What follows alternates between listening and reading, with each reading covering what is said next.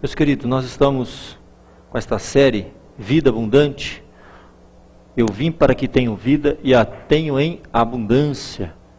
João 10:10 é a série de aniversário da Igreja Presbiteriana Vila Alpes. Estamos completando 5 anos, tivemos uma festa aqui na semana passada e essa série vai caminhar conosco mais alguns domingos.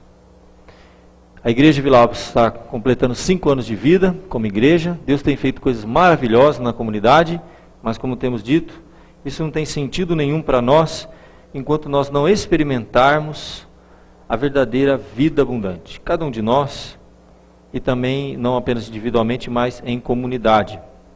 Através desta série, nosso propósito é esse: compreender a verdadeira missão de Jesus e experimentar a essência do que significa a vida abundante.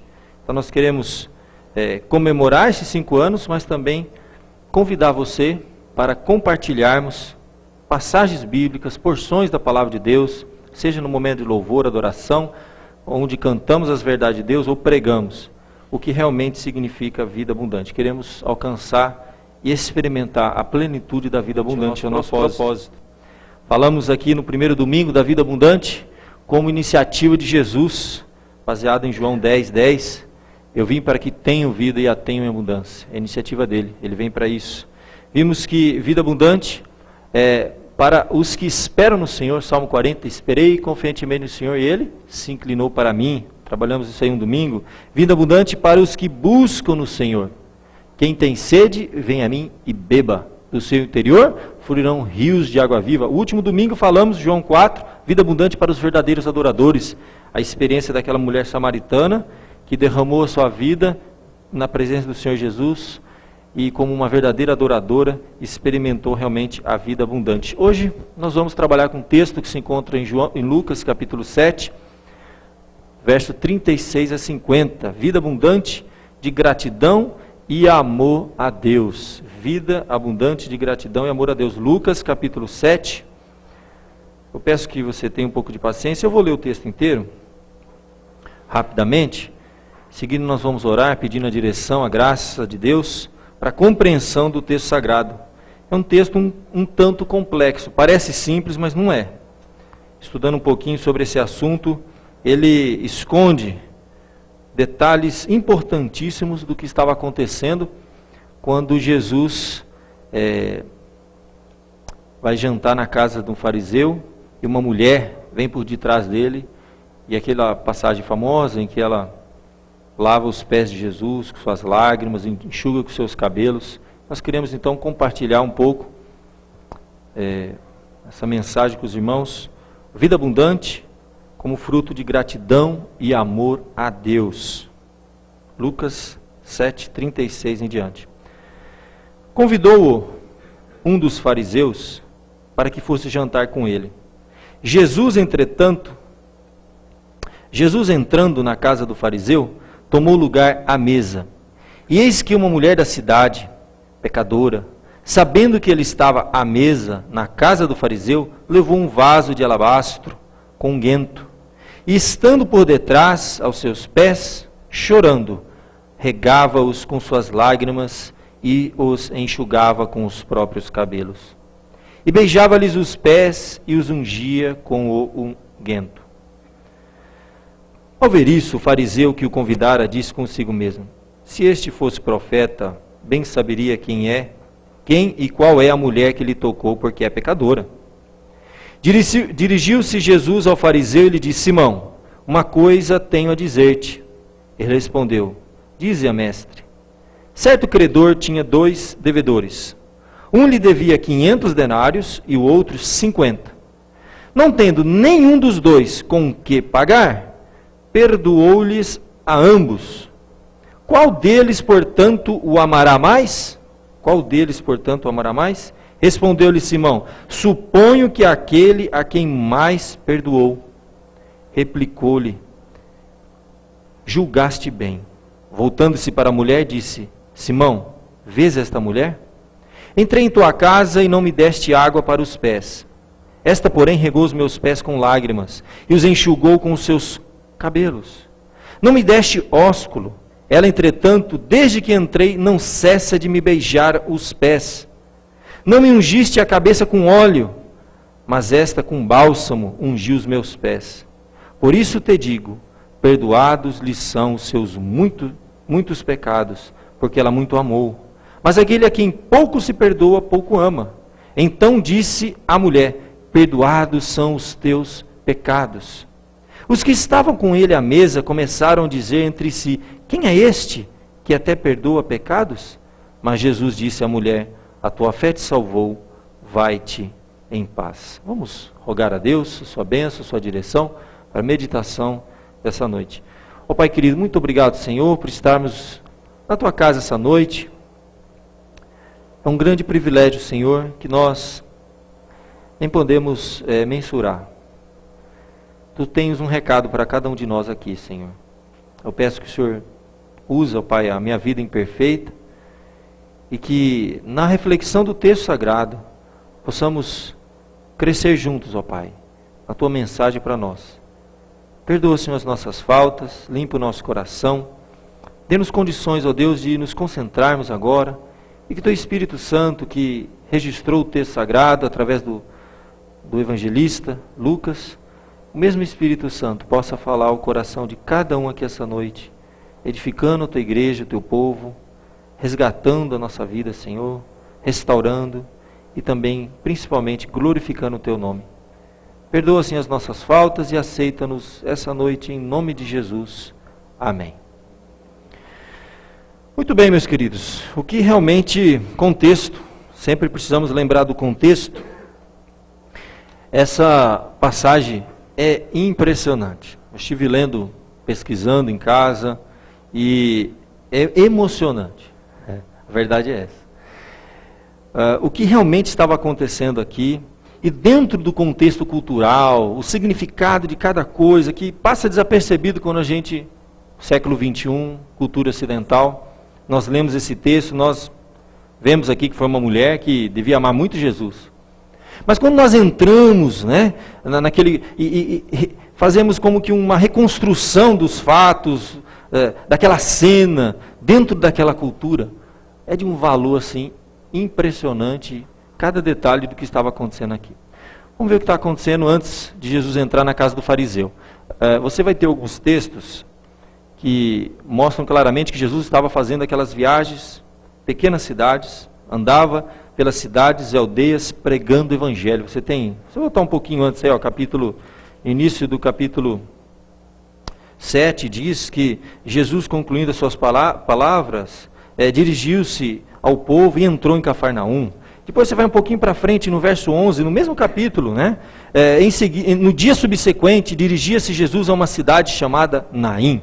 E vai indo assim, se você vai lá no capítulo 8, você tem mais um texto que ele havia saído e entrado agora numa outra cidade. Aconteceu depois disso que andava Jesus de cidade em cidade, de aldeia em aldeia, pregando e anunciando o evangelho do reino de Deus, e os 12 iam com ele. Você vai ver assim, em 2 capítulos, que Jesus passava por várias cidades. Era um período em que Jesus não ficava muito tempo. Às vezes, de um dia para o outro, ele trazia a mensagem do evangelho, e geralmente uma coisa acontecia.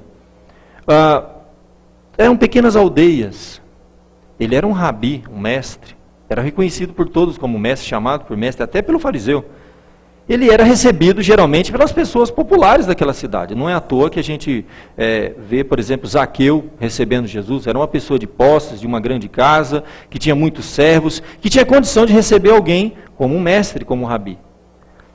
E aqui você vai ver então um fariseu, como que representando aquela comunidade, sendo o anfitrião e hospedando Jesus para um jantar na sua casa. Jesus não deixava de entrar em casas mais simples, mais humildes. Jesus entrou na casa de Pedro, que era um pescador, curou a sua sogra. A gente não sabe por que ele curou a sogra para lá fazer a comida. Não sei se a esposa de Pedro não cozinhava bem, alguém já disse isso uma vez, mas ele foi lá e curou a sogra, né? E a sogra serviu, né? Isso é história de pastor, né? Fica especulando, a gente não sabe. Jesus entrava em qualquer casa, mas era comum isso. Ele entrar numa aldeia e uma família, alguém importante, alguém que tinha melhores condições, quase que representava aquela comunidade, recebendo então o mestre Jesus. Aqui é interessante porque O que ocorre, na verdade, meus queridos, é quase um jantar público. É uma coisa muito diferente.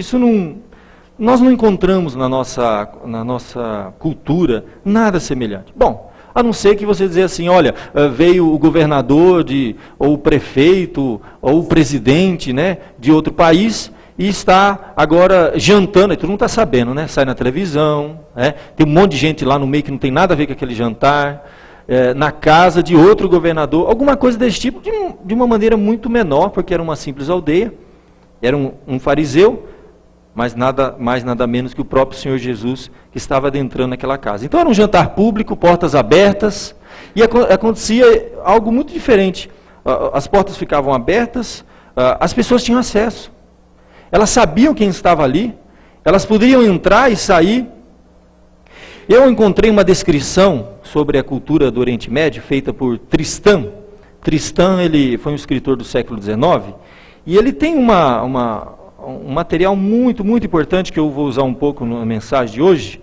Eu achei muito interessante a análise que ele faz daquela cultura. Tristan viveu no Oriente Médio, conhece profundamente aquela cultura, e ele faz uma descrição desse jantar público. Ele diz assim: receber hóspedes naquela cultura, né, é um negócio público. O portão do jardim e a porta ficam entreabertos.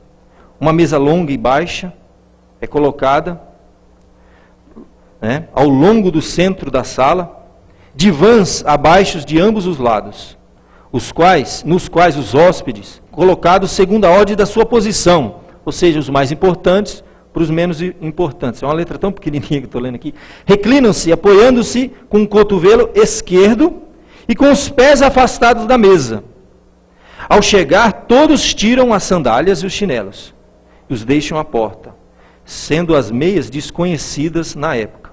Os servos ficam em pé por detrás dos divãs e, colocando uma bacia rasa e larga no chão, derramam água sobre os pés dos hóspedes. Omitir esta cortesia seria dar a entender que o visitante era alguém ou desprezível ou alguém de posição social muito inferior à do hospedeiro.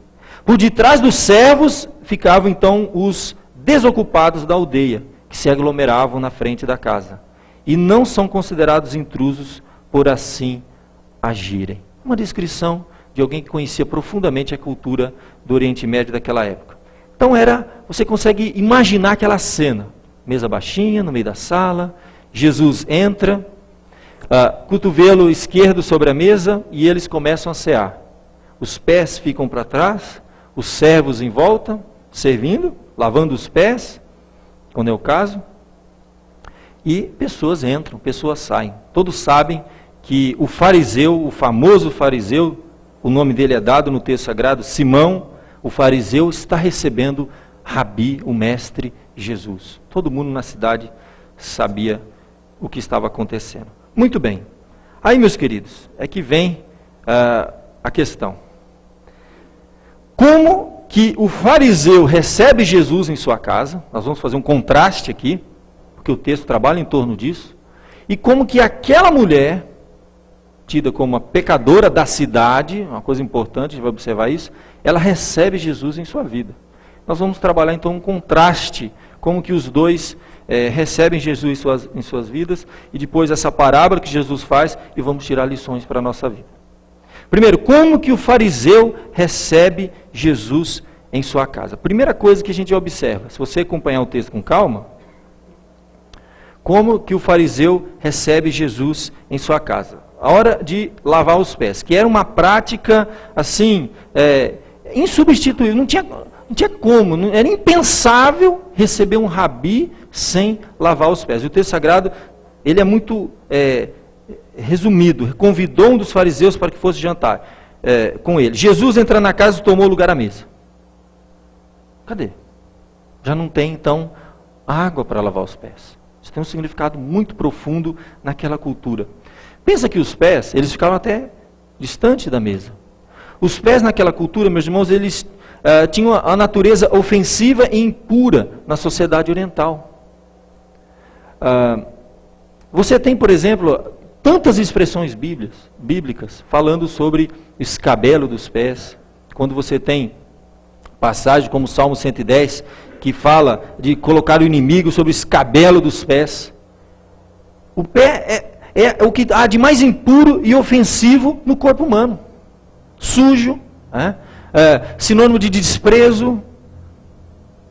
Você tem, por exemplo, uma passagem falando de Edom, um Salmo 60, Salmo 108, que era muito odiado pelo povo no passado, dizia assim que, sobre Edom atirarei a minha sandália.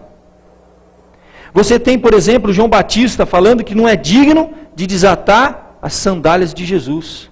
É sempre a ideia que nós temos desse membro inferior, o pé, algo assim muito humilhante, desprezível, naquela cultura muito forte. Vocês assistiram um tempo atrás, no jornal, todos assistiram, aquele repórter que lançou sobre o George W. Bush, o quê?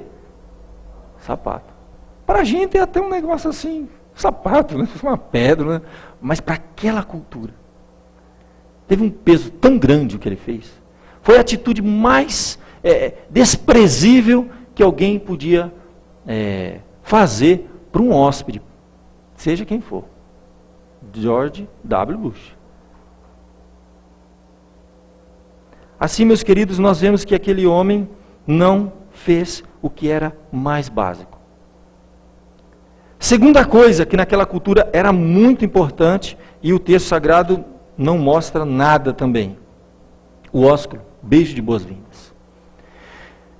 Isso aí era uma coisa assim tão séria, tão profunda, que quando era um rabi, todos os homens de uma casa do sexo masculino faziam uma fila na entrada da porta da casa, e todos beijavam as mãos do mestre. O anfitrião, que era a pessoa mais importante, no mínimo, tinha que beijar o rosto. Na verdade, havia, através do ósculo, um diálogo, né? Algumas coisas eram transmitidas. Beijar a mão era um filho que beijava a mão do pai, né? Um discípulo que beijava a mão do mestre. Beijar os pés, nem servos, nem qualquer servo beijava o pé. Beijar o rosto, alguém igual. Jesus diz assim, que ele nem ósculo deu. Não digo nem nas mãos, quanto mais nos pés, mas nem no rosto. É uma questão cultural muito forte, e para todos os convidados ali, alguma coisa estava acontecendo. É tão interessante isso, que esse mesmo um outro escritor também, que conhecia muito da cultura oriental, ele diz o seguinte, que a estudada insolência de Simão, era uma insolência não fazer essas coisas para com seu hóspede, levanta a questão do motivo pelo qual ele convidara Jesus a ir à sua casa. Era descarado demais. Um mestre ser recebido sem lavar os pés e sem ósculo, tem alguma coisa errada. Há registro dos historiadores, dos pensadores, daqueles que conhecem a cultura, que quando alguém chegava numa casa com o seu servo, e o autor de um dos livros que eu vi, ele diz isso, viajando no Oriente, e ele tinha um guia, alguém que ia com ele, e quando ele entrava numa casa, no Oriente Médio, e ele não lhe era dado a oportunidade de lavar os pés, um ósculo santo, um beijo no rosto, seja o que for, o servo ou o guia dizia assim para ele, o seu amigo fala assim, cuidado com esse anfitrião, não confia nele. Alguma coisa, todo mundo estava em suspenso. E havia alguma questão ali. Quais as motivações que fizeram com que aquele fariseu convidasse Jesus para ir à sua casa? Quando o hóspede é convidado a ir à casa de alguém, espera que lhe seja oferecida as costumeiras gentilezas da hospitalidade. São 3 as básicas. Quando o hóspede é um rabi, o dever de oferecer hospitalidade em sua forma mais refinada é bem reconhecido. Mas Simão convidou Jesus a ir à sua casa e começou a violar todas as regras de hospitalidade, desde o início até o fim. No Oriente, quando uma pessoa é convidada à casa de alguém, geralmente é recebida com um beijo, conforme o costume. No caso de rabi, como eu já disse, todos do sexo masculino beijam a mão do rabi. Na casa, a primeira coisa que se faz é lavar os pés. Nenhuma dessas cortesias foi feita para o mestre. E havia uma terceira e última coisa que era oferecido para um hóspede: ungir a cabeça com óleo. Um lugar quente. As pessoas vão se assentar à mesa. Era quase que uma maneira de fazer um asseio pessoal. E o óleo era o que tinha de mais básico, mais simples. Ungir com óleo. era algo também muito forte naquela cultura. Em tudo isso fica claro uma coisa. Analisando devagarzinho o texto, a gente vê isso. Aquele fariseu, ele não estava no coração dele com Jesus. O propósito dele era outro. Se você ver um contexto um pouquinho anterior, houve uma grande questão dos fariseus com Jesus, porque Jesus vai falar de João Batista, que João Batista, ele diz assim, olha, sobre o testemunho de João Batista, que foi desprezado, principalmente pelos fariseus, e no verso 29 nos diz que todo o povo que ouviu esse testemunho de Jesus falando sobre João Batista, e até os publicanos reconheceram a justiça de Deus, tendo sido batizados com o batismo de João. Mas os fariseus e os intérpretes da lei, quanto a si mesmos, rejeitaram o desígnio de Deus não ter sido batizados por ele. E aí depois, logo em seguida, você então convidou um dos fariseus para que ele entrasse na sua casa. Você começa a perceber que tem alguma coisa estranha aqui. Como que aquele fariseu recebe a Jesus? Ele estava querendo realmente, no fundo, era detectar em Jesus o que essa história de ele dizer que era profeta, que era vindo da parte de Deus. O fariseu, ele não estava com o coração voltado ali para Jesus. Ele recebeu, como era de praxe, ele tinha que receber, e da pior maneira possível. Mas Jesus, ele tinha um propósito. Ele aguentou aquilo e não falou nada até o final, porque Jesus estava no controle daquela situação. Ele não foi pego de surpresa. Havia uma questão mais profunda que agora entra a mulher. Nós vamos perceber que a mulher não é algo, não aparece ali por acaso.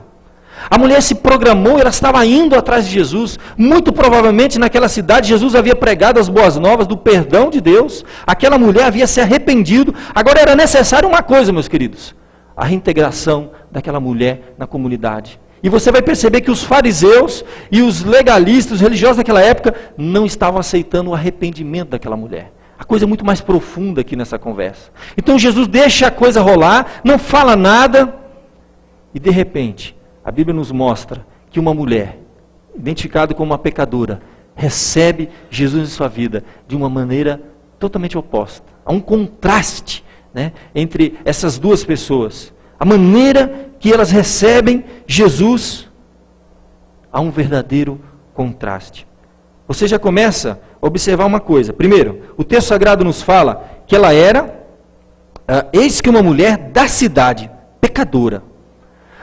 Essa expressão pecadora e algumas características que o texto vai nos dar, mostra que provavelmente essa mulher era uma prostituta, uma mulher da vida. Ela era muito conhecida na cidade.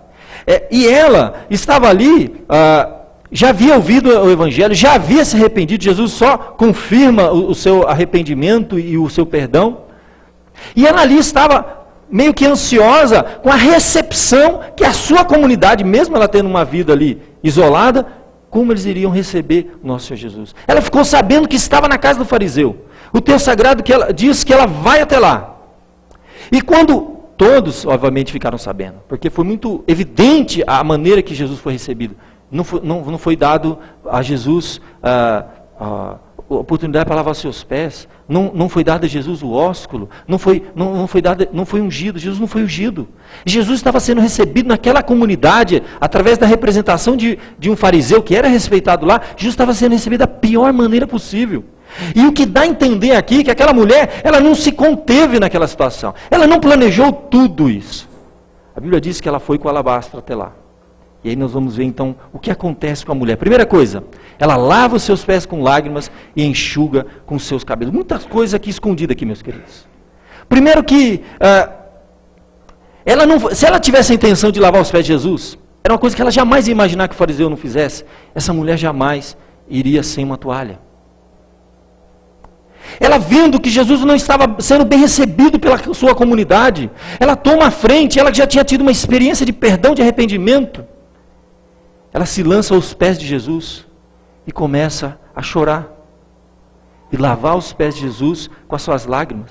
Ela estava tão assim desprovida que não tinha toalha. Então ela solta os seus cabelos e começa a enxugar os pés de Jesus, seus cabelos. Para a nossa cultura, mais uma vez, soltar os cabelos numa reunião de homens não é nenhum problema. Todas mulheres aqui de cabelos soltos. Meus irmãos, naquela cultura, uma mulher soltar os cabelos na frente de outro homem era motivo de divórcio. Ele dava carta de divórcio para a mulher.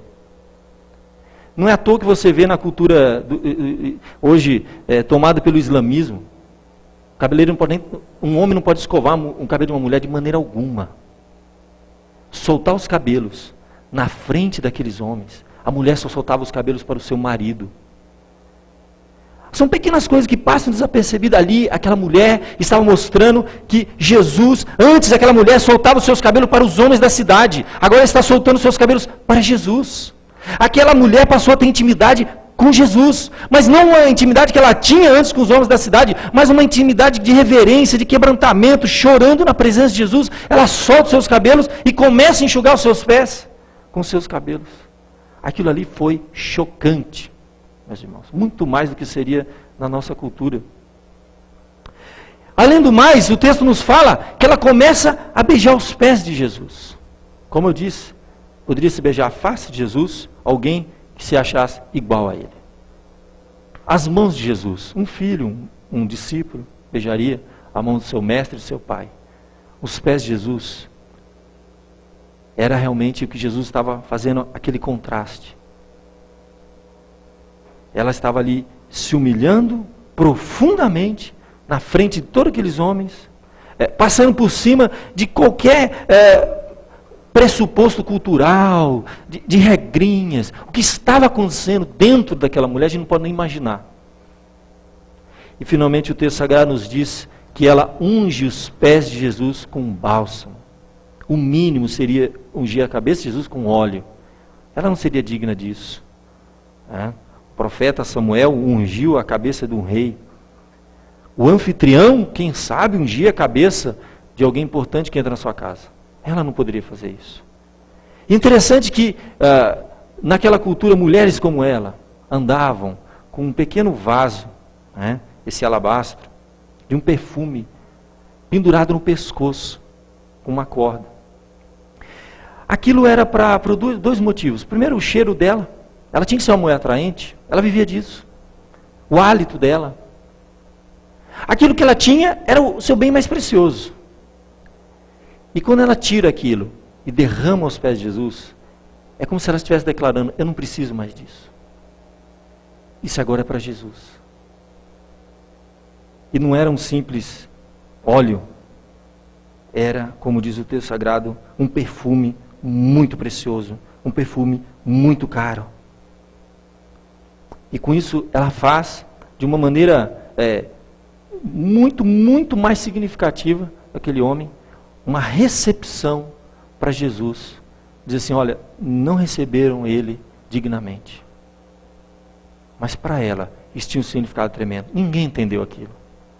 Aí que Jesus vem com aquela parábola. Porque para o fariseu, ele não estava ali, ele nem via aquela mulher direito. Ele estava só vendo que Jesus, com toda certeza, estava se confirmando as suas intuições. Ele não é um profeta. Porque se ele fosse um profeta, ele sabia quem é essa mulher que está tocando nele. A preocupação daquele homem era outra. Aí Jesus então chama ele e traz uma explicação. Ele estava se questionando, com a atitude daquela mulher, Jesus permitindo aquilo. Então Jesus propõe uma parábola. Primeiro ele diz: olha, Simão, vê essa mulher. Olha para ela de fato agora. Eu vou te propor uma parábola. Ficou clara ali a cena que Jesus estava construindo. Aí ele começa a contar a parábola de dois devedores. Um, que devia 500 denários e o outro 50 denários. Os dois, ambos, não tinham como pagar a sua dívida.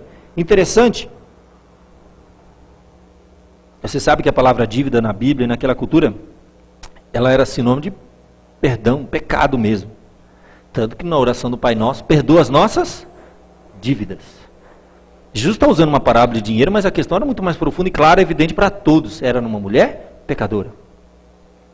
E que o seu arrependimento já havia sido aceito por Deus. O seu perdão já havia sido dado, mas ainda não havia sido reconhecido pela comunidade.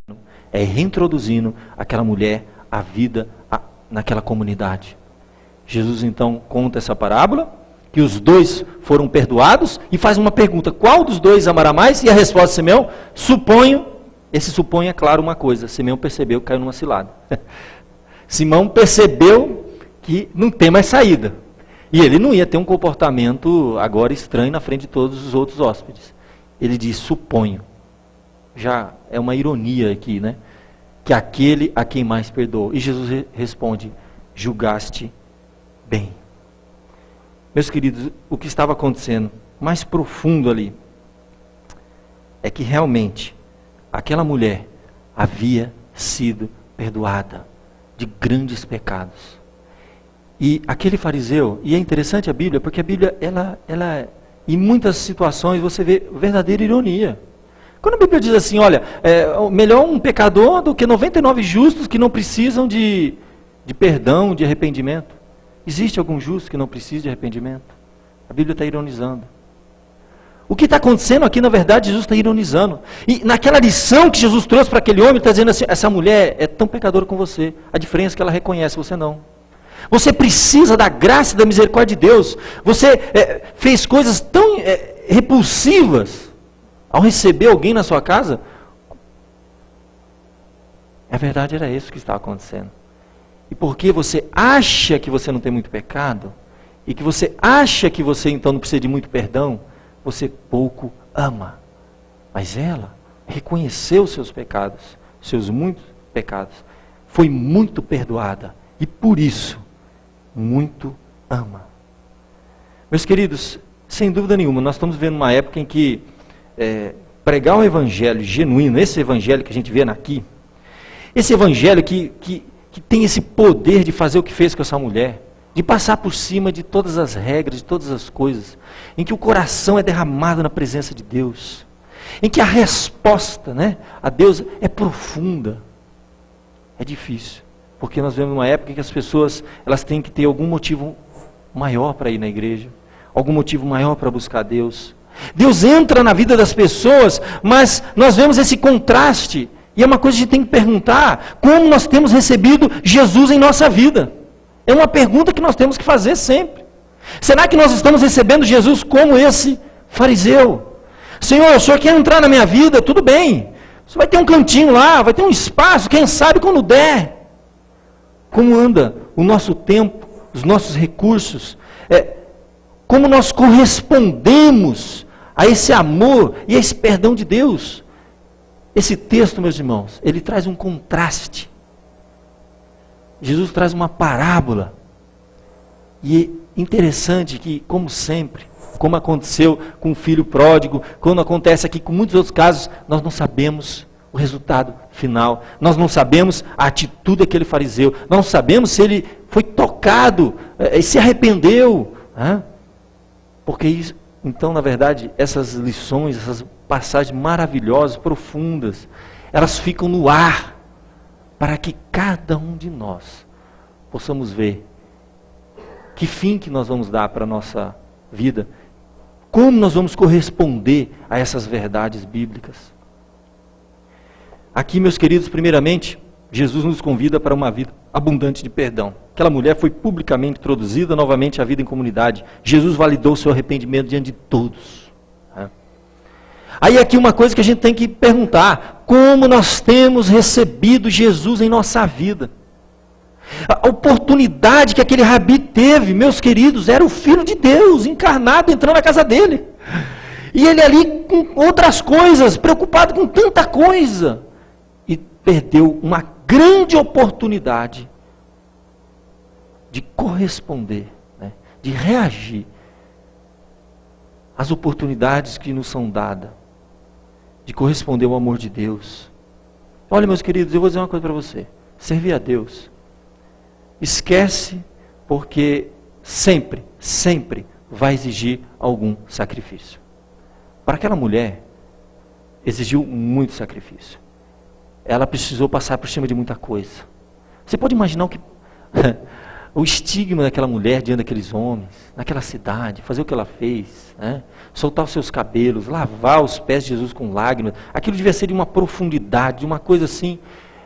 Há registros de coisas semelhantes de alguém que chegou ao ponto de beijar o pé de alguém, coisas raríssimas na sociedade daquela época. Por exemplo, há um registro interessante de um advogado que conseguiu absolver o seu cliente, não sei o termo certo, que iria ser executado por ser acusado de homicídio. Essa pessoa beijou os pés do seu advogado porque era uma dívida da sua própria vida. ele lhe devia a vida. Essa pessoa estava beijando os pés de Jesus, porque ele estava dizendo o seguinte: a minha vida te pertence a partir de agora. Ela tirou aquele perfume que era tão importante, mostrando o seguinte: eu não preciso mais disso. Minha vida é tua, te pertence, está transformada. A pergunta que nós temos que fazer para nós: as oportunidades que Deus tem nos dado, como nós temos aproveitado? Os nossos recursos, o nosso tempo, os nossos dons, os nossos talentos. Eu temo, meus irmãos, que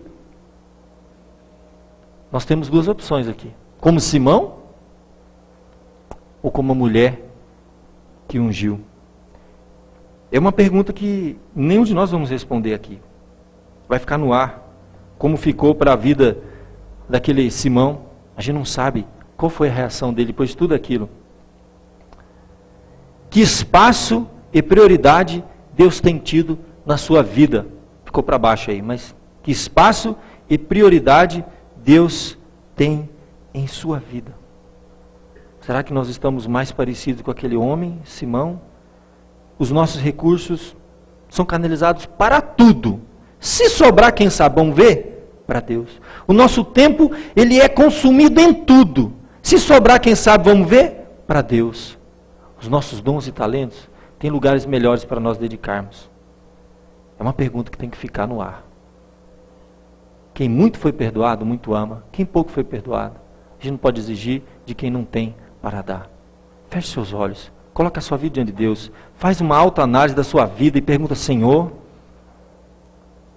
eu tenho dedicado meu tempo, meus recursos, meus dons, meus talentos, como uma gratidão àquilo que Tu já fizeste por mim? Será que realmente o perdão de Deus é real na sua vida? Como foi na vida daquela mulher? Responde para Deus, não para mim, não é para o pastor não. Como anda a sua agenda? Onde Deus está na sua agenda? No seu tempo, seus recursos, seus dons e talentos, a sua vida. Está aos pés de Jesus como esteve para aquela mulher?